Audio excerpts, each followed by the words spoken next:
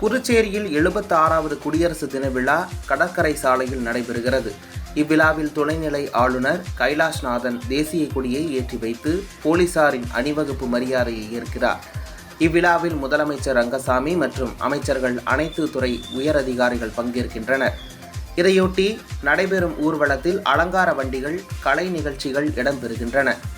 இந்த விழாவில் வீரதீர செயல் புரிந்தவர்களுக்கு விருதுகளை துணைநிலை ஆளுநர் கைலாசநாதன் வழங்க உள்ளார். குடியரசு தினத்தை முன்னிட்டு மாநிலம் முழுவதும் பாதுகாப்பு ஏற்பாடுகள் செய்யப்பட்டு வருகின்றன. மக்கள் அதிகம் கூடும் இடங்களான ரயில் மற்றும் பேருந்து நிலையங்களில் கிழக்கு சரக காவல் கண்காணிப்பாளர் ஸ்ருதி யாரகட்டி தலைமையில் வெடிகுண்டு நிபுணர்கள் மோப்பநாய் உதவியுடன் சோதனையில் ஈடுபட்டனர்.